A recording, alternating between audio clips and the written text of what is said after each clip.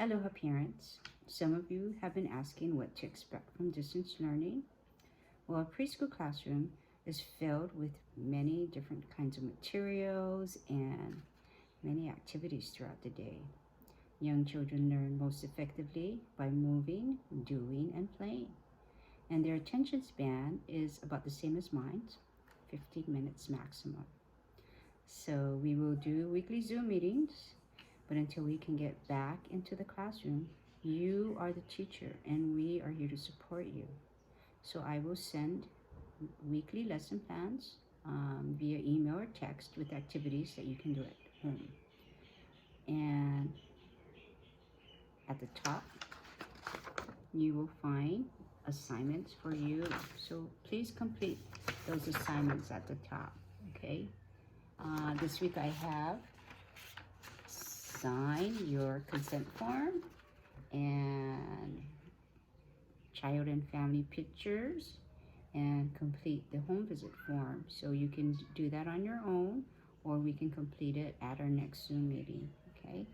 And look out for homework sent in the mail. So I will be using the U.S. Postal Service to send home homework every week.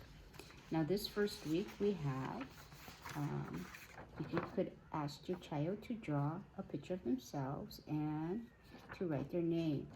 Now, let them do it by themselves. Don't do it for them or don't hold the pen.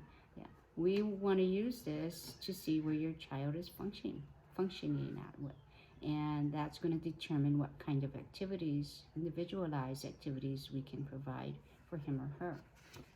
And the next one is asking them to draw a picture of their school. Talk about, well, what school do you go to? What do you think your classroom looks like? What do you want to learn from school?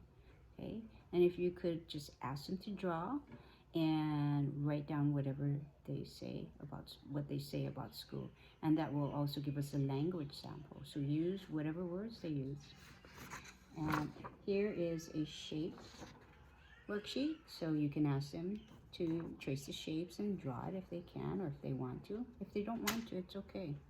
And ask them if they know the shapes, and if they know the shapes, have them cross it out, okay?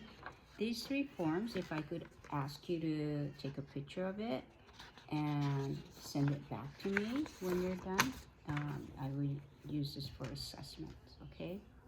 And this next one is a picture of a child and a parent walking across the street, because we are going to use this week to talk about pedestrian safety. So if they want to color it, they can. Otherwise, just talk about what you see. What do you need to do when you cross the street? Why? Right? Ask those questions. And the last thing is a how do you feel chart. And it's very important for children to be able to identify their feelings and the feelings of others. You know, that's the first step in learning how to deal with feelings. So if you could talk about the different feelings, ask them every day, how are you feeling today? And however we feel is how we feel, right? We can't always be happy. So we will talk a lot about feelings in school. All right, so that, and I think the last thing is pedestrian safety. So, yeah, you know, one of the things you can do is talk about pedestrian safety. What do we need to do? And tell them we need to hold hands when we cross the street. We need to hold hands when we're in the parking lot, right? And the next row is Zoom meeting. So at our weekly Zoom meetings, you know, we're just still getting to know you. So it's okay, however your child is behaving. We want them to get to know us and be comfortable with us. But this first week, we would like to begin talking about math things.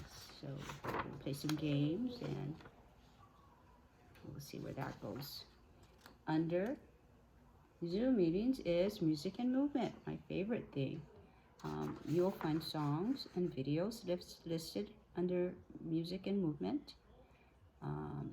Some of them I am able to upload to the YouTube channel, but some I can't because it's specifically made for kids and you can't share those things. So I wrote the addresses on there. I'm also beginning to post everything on a private Facebook group page that I created. And I created this last year when we first started locking down. It was a way for me to get information to parents, and I would post Kiki messages, parent messages, articles, things that I thought families might find useful. And I found I prefer this format because I think oftentimes things get lost in email or in text, and it can become too overwhelming. I think scrolling is preferred by a lot. So, I will invite you to the group. Know that it is not something that Head Start put out. This is my own group. And I find that it's a way for families to share. I've asked families, be welcome to post pictures, to post things that they find interesting as well. And one of the good things about this is I can see who is actively participating with, and I don't have to bombard you with texts and emails.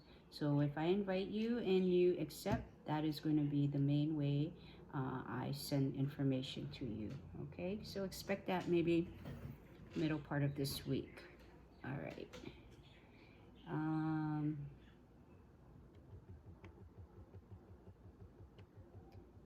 So on the lesson plan, now remember, there are suggested activities you can do with your child, and don't feel like you need to do everything, okay? It's supposed to be fun. You know yourself, you know your child. Okay, so look over and choose what's interesting and what you think your child will find interesting. All right.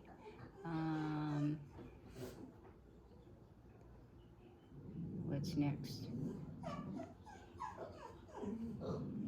Okay, so next we have art and science, and we will try to use items that you already have at home. So the first thing I have there is make a puzzle. And so if you have empty cereal boxes, you can cut it out, or I use a manila folder, something heavier than normal paper, and you can have your child draw a picture, and then you would cut out a puzzle and cut the pieces out. All right, and the next activity is washing coins. So talk about what money is used for, explain that money can have a lot of germs, and how can we clean money? Brainstorm, yeah, and experiment. So, they may say soap and water. Well, get some coins and try to wash it in soap and water. Try vinegar and salt. It's amazing. You can talk about what happened. Why do you think that happened? What do you see? What else can we use to wash coins, right? And you can go over my dogs, your findings. Yeah. All right. And on Kiki Message, I will talk about, can you make a ball? Yeah. So we want to help children develop higher level thinking skills by having them brainstorm and come up with ideas and test out those ideas. And in math and literacy, children need lots of repetition to learn new concepts. So songs, videos, conversations, books, and plays is how they best do it. So reading is one of the greatest ways that you can support your child's literacy skills, language, and just about all areas of development. So please watch Miss Sue. She made a wonderful video on the library, and please go to the library. And we're going to be talking a lot about feelings, and something else I have on there is classifying coins. So children naturally count and classify objects in their play. And you can help them extend their understanding by questioning and guiding them. For example, if they're playing with the coins, you can say, wow, I see you made a row of pennies. How many do you have altogether? Let's count. And can you make them into different groups? Can you put all the biggest ones together and all the smaller ones together? You know, what you can do. Okay? And I have a letter matching game. So just get thicker paper like cardstock. I used index cards, and you can start by maybe the letters of your child's name if they're learning the letters of their name, and if they're very young, start off with a few and work your way up. Lay the cards out in 1 or 2 rows and take turns turning the cards over and trying to find matching pairs. So there's all kinds of skills they learn through these games. Turn taking, problem solving, recognizing letters, and then when you're done, count. Oh, count. Sorry, my laptop fell.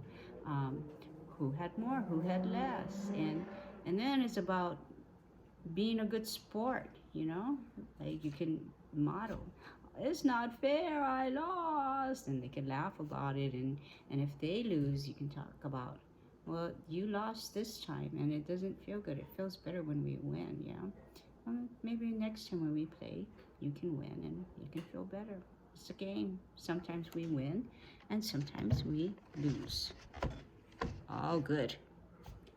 And health and safety. So there's a video on there, and you can use it to an introduction into pedestrian safety. And I think that's all. That's a lot. Yeah. So remember, you don't have to do everything, but look it over, and they're just some ideas. And if there's other areas that you need help or you'd like some ideas on, let us know, okay? We're here. All right. All right, thank you. Thank you for listening and being so patient. Bye.